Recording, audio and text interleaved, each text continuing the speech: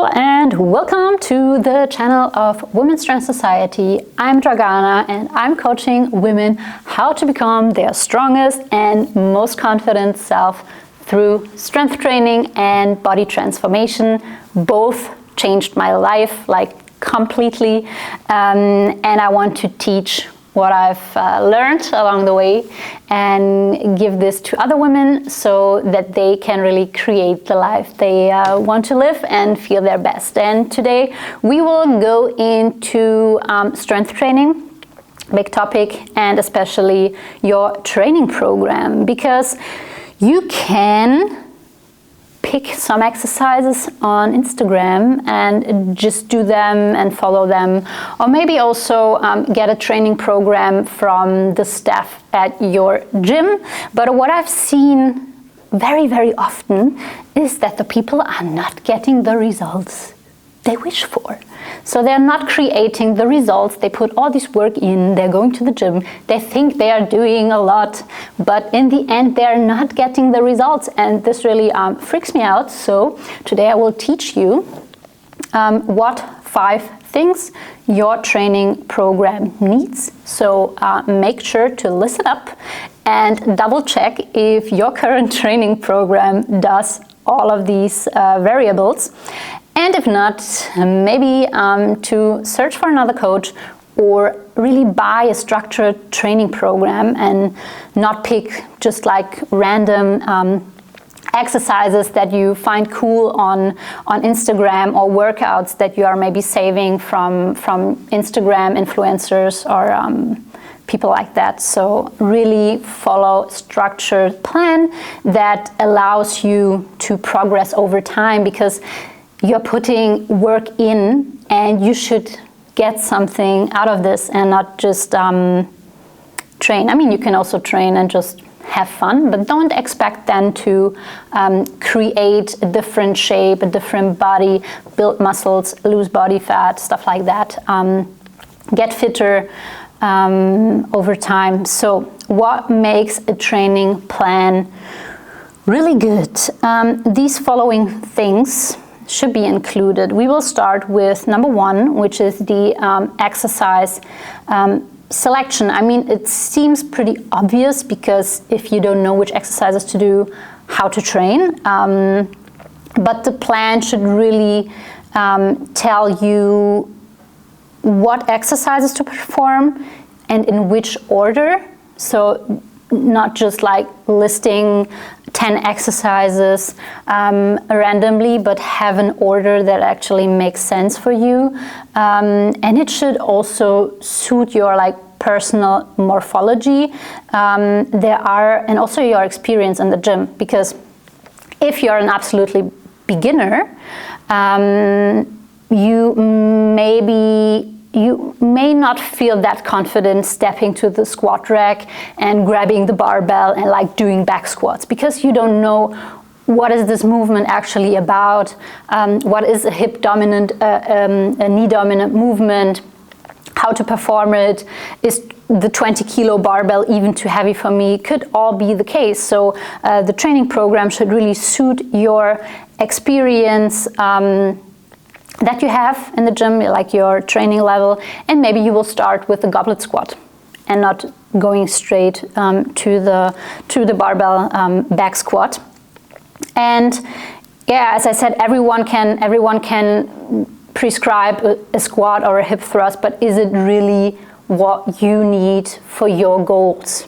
For example, as I said, the squat, or if someone wants to grow their glutes, then having a lot of bench press variations in your training program doesn't make sense. So this is why the exercise selection is important in your training program. Then the second thing is the tempo. We need that tempo. I mean, the tempo gives you the following help, or it helps you with the following. The tempo describes the speed at which you should move the weight, and it can help you, or can make a big difference in your movement quality. And if you are learning a movement, if you're refining a movement quality, it can really help to have the tempo prescription. I will give you another video on tempo and how to read it, and what all these like 4 numbers are and stuff like that. If you're a beginner and you have never heard of tempo, it can be a bit confusing, but once you get it and once you practice it, it becomes pretty easy to apply it in your training session. So don't freak out, I got you. As I said, the tempo is a big part in learning and refining a movement pattern, and a solid training program will include some tempo prescription. It doesn't always have to be like the 4 numbers. Maybe a coach is programming you just the pause in a certain part of the movement, for example in a squat, giving you a pause at the bottom, so that you are learning to overcome like the hardest position of this movement, and it can really make a big difference in moving better, and therefore being able to move more weight, and therefore being able to build muscles where we want to build them. And then the third part is the reps and sets. Obviously, they need to be there, otherwise you don't know what you're actually doing here. But this is the way how we manipulate the training volume. The rest prescription is often disregarded. I see that and hear that quite a lot, like, why is this pause? Why is this rest period so long? It's so boring in between the sets. But if the rest period seems very, very long, you can be pretty sure that you haven't worked hard enough in the set. If in your A exercise the rest period is 2, 3, maybe 4 minutes, then you should work really, really hard and with a very high intensity. And if you're not doing that, for sure, doing a rest of 2, 3, 4 minutes is very long, and you're sitting there and being like, okay, but can I just do the next set? Stuff like that. So if this happens to you very often, that you feel that your rest period is super long, then ask yourself if you are really pushing, if you're really working hard enough in your working set in this exercise. So the next very important variable in your training program is the intensity. And if you know me and if you follow me for a while, you know that I love to talk about training intensity, because I see it's not like the only thing we need to talk about when it comes to training, but it's one very crucial part, and I see so many women not progressing and not building muscle, not creating the shape they desire to have because they're not training with intensity. They are training, they think they are training, they're working out, so they are moving their body, but they are not really training with intensity, the intensity that is needed to create shape and create the muscle, build the muscles. So your training program should include an intensity prescription, and there are different kind of ways to do that. It's really personal preference of the coach, with what the coach is working. So it's a crucial variable because it tells you how to pick the weight. Like if I'm giving someone a rep in reserve of 5, so this person should have like 5 reps in reserve at the end of the set, that means you need to choose the weight pretty light. And if you have like 0 reps in reserve, you know you need to push to failure. And that also means you will choose the weight much higher. So it's a very important part of your training program. It should be included in some sort of way. We can have either like a strict weight, So the coach is writing down which way to choose to use. Then we can have a percentage. It can be like use 80% of your 1 rep max. It can be an RPE, and it can be a reps in reserve. And if you want a video on that, go to my channel. You will find that I have a video on like the different intensity prescriptions, and I'm working with most of the time with reps in reserve. I like that to use, but this video gives you a whole breakdown of these different intensity prescriptions.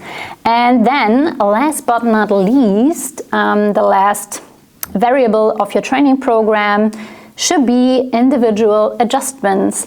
And what I mean by that is not every training program, and this is also goes out to all the coaches, not every training program needs to be super individual, like for this person.